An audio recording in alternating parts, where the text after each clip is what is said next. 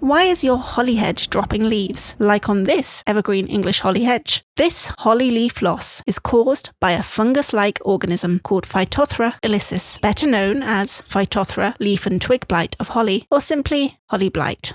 Zooming in, let's look at the first symptoms of holly blight infection on the holly leaves.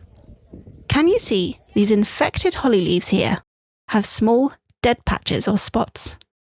These spots look pale brown with a darker black edge. The infection spots often appear at the edges of the leaf. But don't mistake holly blight leaf spots for the damage caused by holly leaf minor.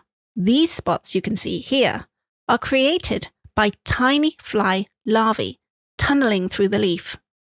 The insects leave behind pale winding trails or yellowish-green blotches in the middle of the leaf, often with red patches in the centre. Don't worry, these leaf minor spots are just cosmetic and are very common across the UK. So let's get back to the more serious symptoms of holly twig and leaf blight. The holly blight infection then spreads from the infected leaves to the tips of the holly stems. You can see the infected stems here.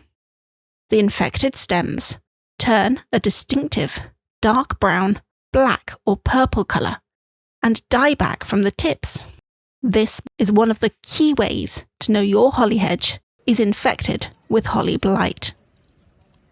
As the holly blight infection destroys the shoot, any remaining holly leaves on the infected shoot also turn brown or black and fall off. Holly blight infection leaf loss starts from the bottom, the base of the plant. If you have infection in a holly hedge, you will typically see sweeping bare patches in M shapes or arches along the base of the hedge. Phytophthora infections are worse when it's cool and wet in autumn, winter and spring. But when it's summer, mature and well-established holly plants will often partially recover and can grow some new leaves. But if you want to be absolutely sure your holly plant is infected with Phytophthora twig and leaf blight, then there are test kits you can buy for identification of Phytophthora infections in plants. These lateral flow test kits work much like a pregnancy test and cost about £10 per test. First, you buy a test kit. I've bought mine here from Pocket Diagnostics.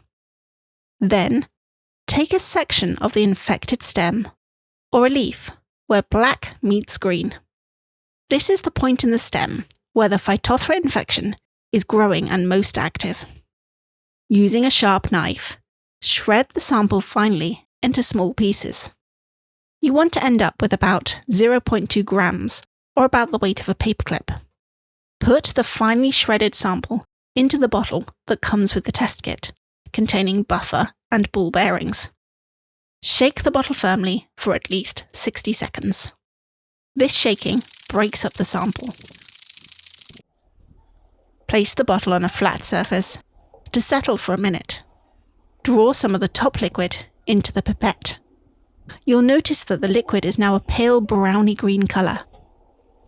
Then, keeping the test device level, add 2 to 3 drops into the sample well of the device. Now, wait about 5 to 10 minutes for valid results to show, just like this. Bingo!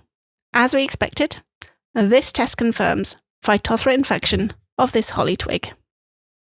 So you've diagnosed holly blight on your plant, but how can you help your holly plant recover? First, clear the fallen holly leaves. These fallen holly leaves act as an infection source for holly blight. Don't compost these infected leaves in your garden. Instead, burn the leaves or put the leaves in your council garden waste bin. Second, prune back the infected holly twigs to healthy green shoots. Remember those blackened infected stems? You want to remove all the black and cut at least 4 inches beyond the blackened area, just like I'm doing here. Prune the holly plant when weather is dry, because open wounds in wet weather are likely to become reinfected. If you know you have holly blight, then proactively prune back the lowest branches to raise the canopy and reduce the chance of infection occurring. Remember to clean your tools before and after pruning and cutting any and all infected plants. Next, beware of bare soil. Bare soil is thought to increase splashing of spores back up to the holly plant.